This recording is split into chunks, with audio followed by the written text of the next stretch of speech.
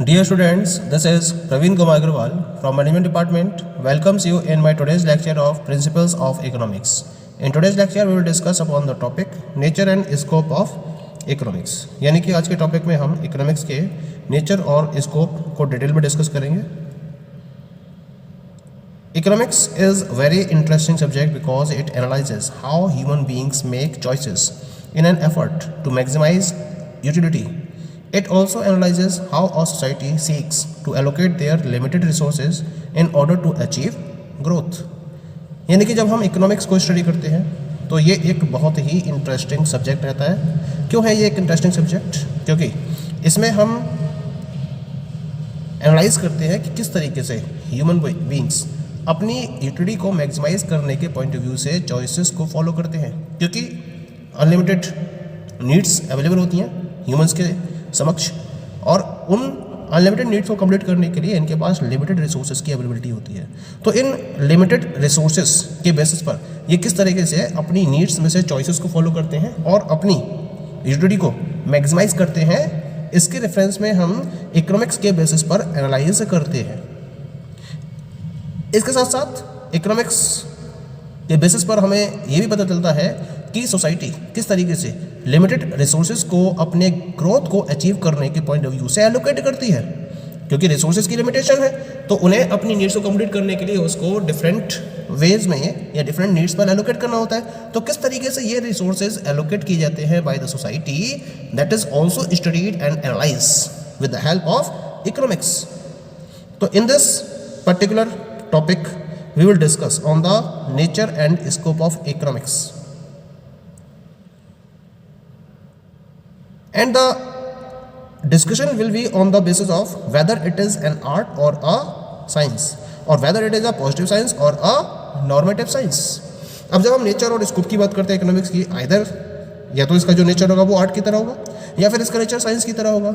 Science के अंदर भी दो ब्रांचेज होती हैं, एक होती है पॉजिटिव साइंस और दूसरी होती है नॉर्मेटिव साइंस. यानी कि या तो ये एक पॉजिटिव साइंस की तरह बिहेव कर रही होगी या फिर ये एक नॉर्मेटिव साइंस की तरह बिहेव कर रही होगी. तो यहाँ पर हम सबसे पहले स्टडी करते हैं economics as a science.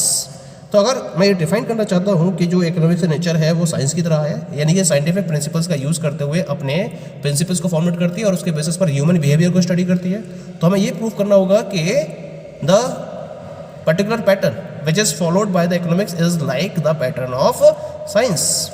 Seligman ने एक डेफिनेशन प्रोवाइड करी है साइंस के रिलेशन में. साइंस में दो ब्रांचेज होती हैं, एक होती है natural science and second one is known as the social science. अब जब हम इकोनॉमिक्स की बात करते हैं तो ये क्या है, ये एक सोशल साइंस है. सोशल साइंस क्या होती है? क्योंकि जो सोशल साइंस है ये एक तरीके से सिस्टमेटिक बॉडी होती है in relation to human beings. यानी कि जब हम ह्यूमन बीइंग के रिलेशन में इकोनॉमिक फैक्ट्स को स्टडी करते हैं और एनालाइज करते हैं तो इसके रेफरेंस में जो systematic body of knowledge create होती है इसे हम सोशल साइंस का नाम देते हैं. ठीक है, जबकि फिजिक्स, केमिस्ट्री ये सब क्या है, ये सब नेचुरल साइंस है. क्योंकि ये नेचुरल फिनोमेना के रिगार्डिंग जो भी फैक्ट्स हैं इनको प्रॉपरली स्टडी करती है और इनको एनालाइज करती हैं. तो ह्यूमंस के रिलेशन में स्टडी सोशल साइंस और नेचुरल के रेफरेंस में जो स्टडी है वो हो गई आपकी नेचुरल साइंस, जैसे कि फिजिक्स, केमिस्ट्री, बायोलॉजी, ये सब क्या है, ये सब नेचुरल साइंसेज हैं. तो इसी वजह से जब हम कह रहे हैं कि इकोनॉमिक्स जो है वो एक सोशल साइंस की तरह बिहेव करती है तो इसके फेवर में कुछ आर्ग्यूमेंट्स दिए गए. क्या क्या आर्ग्यूमेंट्स हैं इसके फेवर में? The first argument is systematic study. Economics social science की तरह ही एक सिस्टमैटिक पैटर्न को फोकस करते हुए ह्यूमन बिहेवियर को स्टडी करती है. जिस तरीके से साइंस या सोशल साइंस में ह्यूमन बिहेवियर को फॉलो करते हुए एक सिस्टमैटिक पैटर्न फॉलो किया जाता है, ऐसे ही इकोनॉमिक्स में भी जब हम ह्यूमन बिहेवियर को स्टडी करते हैं तो उसके लिए हम एक सिस्टमैटिक पैटर्न को फोकस करते हैं और इसके बेसिस पर हम ह्यूमन बिहेवियर को स्टडी करते हैं. जैसे कि maximisation of satisfaction of households, किस तरह से हाउस होल्ड्स अपने सेटिस्फैक्शन को मैक्सिमाइज करने के लिए एक्टिविटीज़ को फॉलो करते हैं. Maximisation of profits by the producer, और अगर प्रोड्यूसर की बात करें तो प्रोड्यूसर अपने प्रॉफिट को मैक्सिमाइज करने के लिए किस तरह से रिसोर्सेज को यूज़ करता है, उसको यूटिलाइज करता है, उसको एलोकेट करता है. ऐसे ही सोसाइटी को as a whole social welfare provide करने के पॉइंट ऑफ व्यू से या सोशल वेलफेयर को मैक्सिमाइज करने के पॉइंट ऑफ व्यू से किस तरह से रिसोर्सेज को एलोकेट किया जाता है, that is studied in a very systematic pattern by the economics as social science follow in its discipline. तो जिस तरह से सोशल साइंस अपनी थ्योरीज को डेवलप करने के लिए सिस्टमैटिक पैटर्न पर वर्कआउट करती है, उसी तरीके से इकोनॉमिक्स भी हाउस होल्ड के सेटिस्फैक्शन को मैक्सिमाइज करने के पॉइंट ऑफ व्यू से, प्रोड्यूसर के प्रॉफिट को मैक्सिमाइज करने के पॉइंट ऑफ व्यू से और सोसाइटी के सोशल वेलफेयर को मैक्सिमाइज करने के पॉइंट ऑफ व्यू से एक सिस्टमैटिक पैटर्न पर वर्कआउट करती है। इसी वजह से हम इसको एक सिस्टमैटिक स्टडी का नाम दे सकते हैं। ये इसका पहला साइंटिफिक नेचर हो गया। Second scientific nature is scientific law. Economics के अंदर डिफरेंट टाइप के लॉज को डिफाइन किया गया है, जैसे कि law of demand, law of supply, law of production. ये सारे लॉज क्या है? They are scientific laws. It means that they are based on the scientific study. ये सब साइंटिफिक स्टडी पर बेस्ड हैं, क्योंकि ये जो लॉज हैं ये कॉज एंड इफेक्ट रिलेशनशिप को एस्टेब्लिश करते हैं बिटवीन डिफरेंट वेरिएबल्स। जैसा कि सोशल साइंस में डिफरेंट वेरिएबल्स को इंक्लूड करते हुए उनके बीच में एक कॉज एंड इफेक्ट रिलेशनशिप को एस्टेब्लिश किया जाता है, इसी तरीके से इकोनॉमिक्स में भी डिफरेंट टाइप के लॉज को फॉर्मुलेट किया गया है, जैसे कि law of demand, law of supply, law of production, और इसमें डिफरेंट वेरिएबल्स के बीच में एक proper cause and effect relationship को एस्टेब्लिश किया गया है। तो ये हो गया इसका सेकंड फीचर। जैसे एग्जांपल के तौर पर हम ले सकते हैं, जैसे लॉ ऑफ डिमांड है, तो लॉ ऑफ डिमांड क्वांटिटी और प्राइस के बीच में एक इनवर्स रिलेशन को डिफाइन करता है। तो यह कॉज है, यानी कि अगर हम प्राइस में चेंज करते हैं तो उसकी वजह से क्वांटिटी डिमांडेड में भी चेंज होता है। तो कॉज है यहाँ पर चेंज इन प्राइस और इफेक्ट क्या है? Change in quantity demanded. यानी कि जब हम किसी भी कमोडिटी के प्राइस को इंक्रीज करते हैं तो उसकी किसी कमोडिटी के प्राइस को इंक्रीज करते हैं तो उसकी क्वांटिटी डिमांडेड डिक्रीज होती है।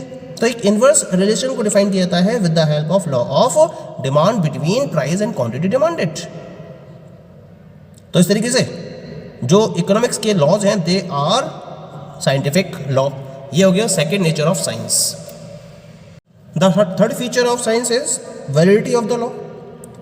जिस तरह से साइंस के जो लॉज हैं वो वेरिफिकेशन के लिए कंप्लीटली ओपन होते हैं, उसी तरीके से इकोनॉमिक्स भी लॉ, जो इकोनॉमिक्स के लॉज हैं वो भी वेरिफिकेशन के लिए कंप्लीटली ओपन होते हैं।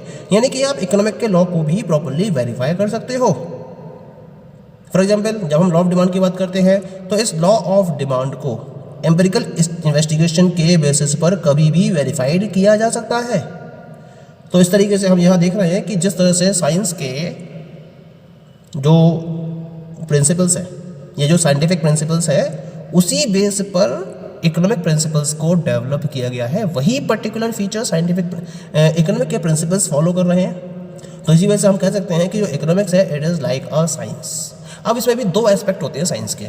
The first one is the positive science and second one is the normative science. तो पहले हम बात करेंगे कि economics as a positive science, किस तरह से इकोनॉमिक्स एक पॉजिटिव साइंस की तरह बिहेव करती है। पॉजिटिव साइंस का मतलब क्या होता है, पहले तो ये समझना जरूरी है। पॉजिटिव साइंस का मतलब होता है what is. It means that it is the science which studies an accurate and true description of events as they happen. As a positive science economics makes positive statements. यानी कि positive science का मतलब हो गया कि कोई event जिस तरीके से अकर हो रही है उसको उसी पर्टिकुलर वे में एक्यूरेट और ट्रू वे में डिस्क्राइब करने के रिगार्डिंग हम जिस स्टडी को फोकस करते हैं उसे हम पॉजिटिव साइंस का नाम देते हैं। तो जिस तरह से पॉजिटिव साइंस पॉजिटिव स्टेटमेंट्स को फॉर्मुलेट करती है, उसी तरह से इकोनॉमिक्स भी पॉजिटिव स्टेटमेंट्स को फॉर्मुलेट करती है। पॉजिटिव स्टेटमेंट का मतलब होता है what was, what is and what would be under the given set of circumstances. यानी कि अगर मैं गिवन सेट ऑफ सर्कमस्टेंसेस की बात करूं तो उस गिवन सेट ऑफ सर्कमस्टेंसेस में क्या था, क्या है और क्या होगा, जब इसको लेकर एक डिस्क्रिप्शन प्रोवाइड किया जाता है तो उसे हम एक पॉजिटिव स्टेटमेंट का नाम देते हैं। और ये सबसे खास बात क्या होती है, जितने भी स्टेटमेंट्स दिए जाते हैं these are capable of empirical verification. इनका एक एम्पिरिकल वेरिफिकेशन भी किया जा सकता है, जिसके बेसिस पर उस स्टेटमेंट में कितनी डिग्री ऑफ ट्रुथ है इसको भी प्रॉपर्ली फाइंड आउट किया जा सकता है। तो डिग्री ऑफ ट्रुथ को फाइंड आउट करने के लिए एम्पिरिकल वेरिफिकेशन इन स्टेटमेंट के रिलेशन में पॉसिबल होता है। तो हम ऐसे स्टेटमेंट्स को पॉजिटिव स्टेटमेंट की कैटेगरी में रखते हैं। जब हम पॉजिटिव इकोनॉमिक्स की स्टडी करते हैं तो उसके बेसिस पर हमें ये पता चलता है कि जो वॉन्ट्स हैं वो अनलिमिटेड है, और जो मीन्स हैं इसके रेफरेंस में है कि जो रिसोर्सेज हैं इन वॉन्ट्स को कंप्लीट करने के लिए वो क्या है, स्कार्स हैं, और उनके ऑल्टरनेटिव यूजेस भी पॉसिबल है। तो ये कैसा स्टेटमेंट हो गया, this is a positive statement of the economics, जिसे हम पॉजिटिव इकोनॉमिक्स का नाम देते हैं। तो पॉजिटिव इकोनॉमिक्स ये स्टेट करती है कि जितना भी ह्यूमन वॉन्ट्स अवेलेबल होती हैं they are unlimited in nature, और इन अनलिमिटेड वॉन्ट्स को कंप्लीट करने के लिए जो रिसोर्सेज हैं, जो मीन्स हैं, वो लिमिटेड होते हैं, और इसके साथ साथ ये जो रिसोर्सेज अवेलेबल है इनके ऑल्टरनेटिव यूजेस भी पॉसिबल है। तो इन ऑल्टरनेटिव यूजेस का यूज करते हुए, इन ऑल्टरनेटिव यूजेस में काम आने वाले स्कार्स रिसोर्सेज का यूज करते हुए एक ह्यूमन अपनी अनलिमिटेड नीड्स को किस तरीके से सेटिस्फाई करता है, इसके रेफरेंस में जो स्टडी की जाती है that comes under the positive science. तो इस तरह से economics behave like a positive science. Next one is the economics as a normative science. Normative science क्या होती है? Normative science is that science that study of which relates to what ought to B.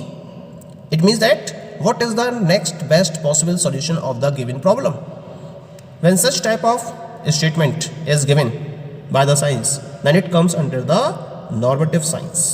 तो normative science में हम study करते हैं कि दी हुई प्रॉब्लम का बेस्ट पॉसिबल सॉल्यूशन क्या हो सकता है।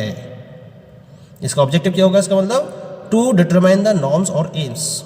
ऑब्जेक्टिव्स को डिटरमाइन करना, नॉर्म्स को डिटरमाइन करना, ये इसका मेन ऑब्जेक्टिव होता है, और इसके साथ साथ ये किसी प्रॉब्लम को सॉल्व करने के रिलेशन में अपने बेस्ट सजेशंस को भी ऑफर करता है। ये होता है नॉर्मेटिव साइंस। जिस तरह से नॉर्मेटिव साइंस किसी प्रॉब्लम के रेफरेंस में बेस्ट पॉसिबल सजेशंस को ऑफर करता है, इसी तरीके से जब हम इकोनॉमिक्स की बात करते हैं तो इसमें भी इकोनॉमिक्स के द्वारा किसी भी पर्टिकुलर इकोनॉमिक प्रॉब्लम के रिलेशन में डिफरेंट टाइप के सजेशंस ऑफर किए जाते हैं। जैसे price should be stabilised, distribution of income should be equal, rich should pay more taxes and poor should get higher wages. ये सब क्या है? These are some of the suggestions by the economist in order to solve different type of economic problems. तो ये जो जितने भी statements मैंने यहाँ पर आपसे डिस्कस किए हैं they are the value judgment, और वैल्यू जजमेंट होने की वजह से they are normative in nature. तो इस तरह से जो इकोनॉमिक्स है उसका जो नेचर होता है it is of a normative science. तो इकोनॉमिक्स साइंस है, ये पॉजिटिव साइंस की तरह भी बिहेव करती है और ये नॉर्मेटिव साइंस की तरह भी बिहेव करती है। ये हमने प्रूव कर दिया। अब हमारा एक पर्टिकुलर डिस्क्रिप्शन और रह गया इसमें कि इकोनॉमिक्स एक आर्ट की तरह भी बिहेव करती है, यानी कि इकोनॉमिक्स एज एन आर्ट। अब पहले हमें ये डिफाइन करना पड़ेगा कि आर्ट होती क्या है, और फिर देखना पड़ेगा कि इकोनॉमिक के ऐसे कौन कौन से प्रिंसिपल्स हैं जो आर्ट के बेस पर वर्कआउट करते हैं। तो आर्ट क्या है? It is the practical application of knowledge for achieving some definite aim. अगर हमें किसी भी डेफिनेट एम को अचीव करना है तो इसके लिए हम जब किसी भी नॉलेज की प्रैक्टिकल एप्लीकेशन को फॉलो करते हैं या किसी भी नॉलेज को प्रैक्टिकल बेसिस पर एप्लीकेबल करते हैं तो वो क्या कहलाती है? That is known as the art. क्योंकि इकोनॉमिक्स भी क्या करती है, ये भी किसी पर्टिकुलर प्रॉब्लम के रेफरेंस में या प्रैक्टिकल प्रॉब्लम के रेफरेंस में एक प्रॉपर सॉल्यूशन को प्रोवाइड करती है। इसी वजह से हम कह सकते हैं कि इकोनॉमिक्स है वो एक आर्ट की तरह बिहेव करती है। एग्जाम्पल के तौर पर हम बात कर सकते हैं, जैसे अगर हमें फुल एम्प्लॉयमेंट के ऑब्जेक्टिव को अचीव करना है तो गवर्नमेंट को इसके लिए क्या करना पड़ेगा? गवर्नमेंट को इसके लिए इकोनॉमिक प्लानिंग के पाथ को फॉलो करना पड़ेगा, उसे परस्यू करना पड़ेगा। तो जो पाथ ऑफ प्लानिंग है ये क्या हो गया? ये एक आर्ट हो गया, क्योंकि ये सॉल्यूशन है प्रॉब्लम का। अनएम्प्लॉयमेंट की या फुल एम्प्लॉयमेंट को अचीव करने के रिगार्डिंग जो प्रॉब्लम क्रिएट हुई है उसका एक सॉल्यूशन है क्या? Economic planning. तो इसी वजह से जो पाथ ऑफ प्लानिंग है वो एक आर्ट हो गई, क्योंकि ये इस स्पेसिफिक ऑब्जेक्टिव को अचीव करने के रिलेशन में जो नॉलेज फॉलो की जा रही है उसकी एक प्रैक्टिकल एप्लीकेशन है, और उस पर्टिकुलर नॉलेज की प्रैक्टिकल एप्लीकेशन होने की वजह से हम प्लानिंग के पाथ को आर्ट में इंक्लूड करेंगे। तो इस तरह से जो इकोनॉमिक्स है उसका नेचर आर्टिस्टिक भी होता है। तो फाइनली हम कंक्लूड कर सकते हैं economics is a science as well as an art. Thank you.